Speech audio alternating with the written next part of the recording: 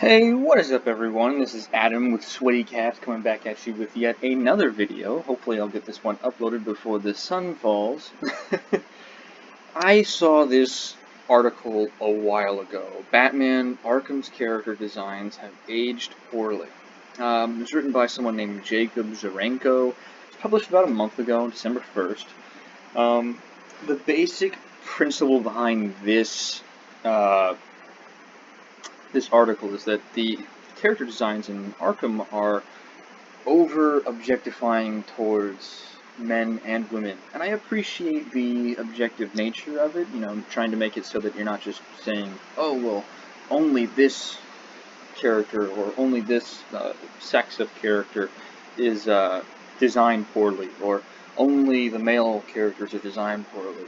I do appreciate the objectivity of it, the trying to say that, oh, both are unrealistic, or both are super poorly designed, but if we're going to get down to the heart of it, the main gripe that this has is that the women in the Arkham games look like, well, very attractive, slim-waisted women, as you can see with Harley Quinn right over here. And the men in the games, like the superheroes, they look very big and broad-shouldered and buff. So if we go down a little bit, we can see the first one they bring up is Batman.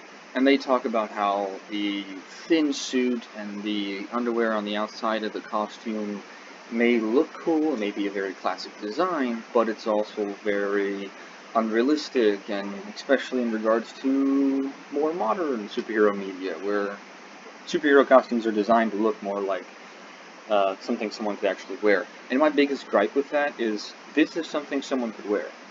Someone could definitely wear this Batman suit, just put a cape on, put a rubber cowl on, and put on a onesie, It looks no different than what you would see in a comic book, and I appreciate the comic book accuracy of the character design.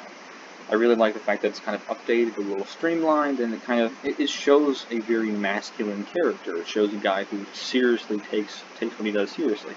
If you put Batman in a armored suit where you didn't see any muscle definition, or you put him in this suit that kind of made him look like he was, wimpy, or made his character design look less than what he does in the games, then he would look essentially like it just wouldn't make sense as to his strength, his speed, his endurance, his ability to fight, so on and so forth. There is that suspension of disbelief. You are playing a superhero video game, but at the end of the day, a character like Batman having this physique is going to be more believable to a majority of people than something like if he was super thin, or if he was overweight, or if he was in just bulky armor all day long that made him look like he was a Stay Puft Marshmallow Man. They bring up, in this article, they also bring up characters like Catwoman, which I'm not sure I understand this one.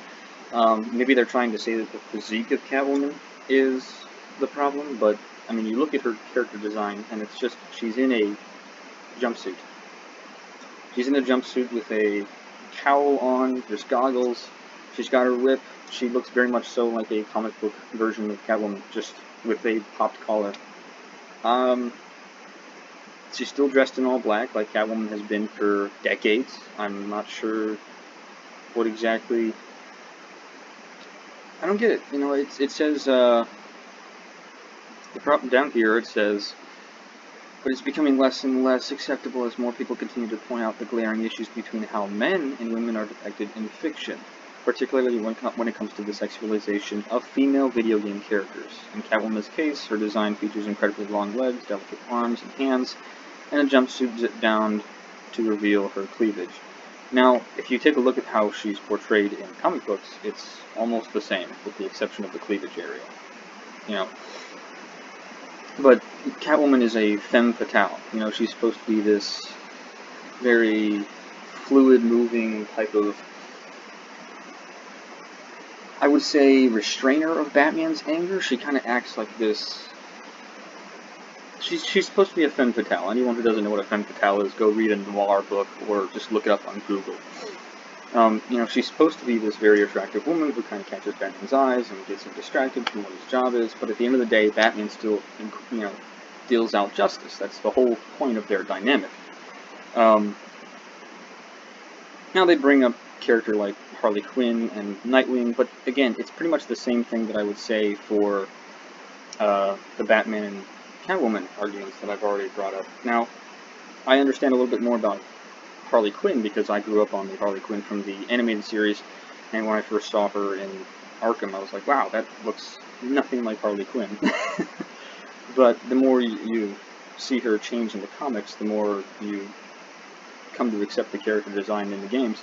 And it's not like she's supposed to be an insane,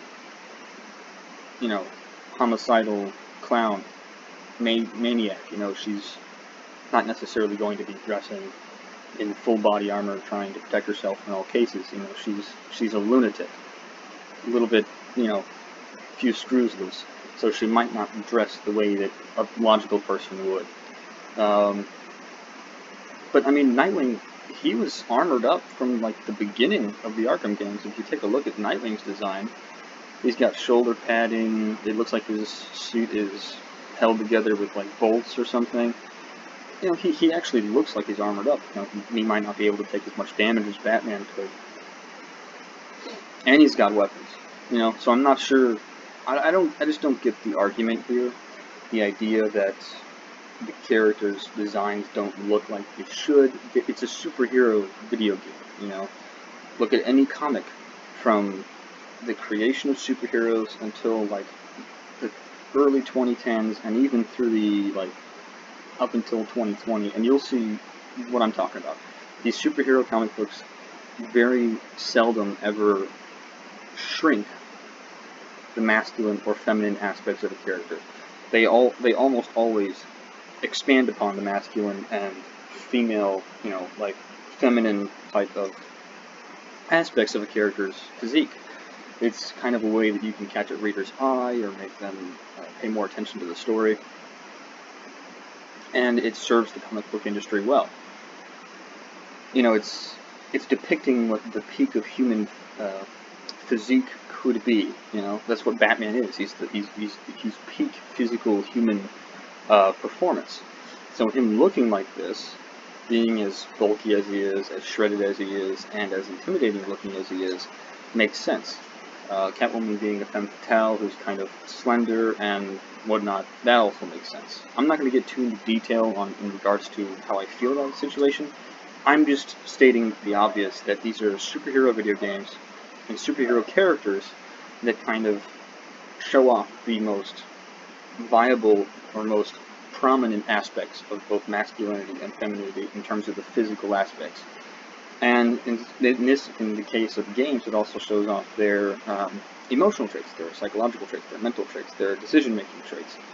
It really does a pretty good job of explaining and showing the difference between masculine and female attributes. So I don't quite get the argument of this Screen Rant review of the Arkham designs. I appreciate the objectivity of the author, but at the same time, I just don't get it. I don't agree with it in any regard. Yeah, sorry. I'm a little drained. I've already ranted twice today. What can I say? That being said, this has been Adam with Sweaty Calves. I hope you guys have a great day and a great rest of the week. Alright, I'm going to be signing off now, but don't forget to like, subscribe, and comment down below as to what you might want me to review next. And share the video if you thought you enjoyed it. Alright, have a great day.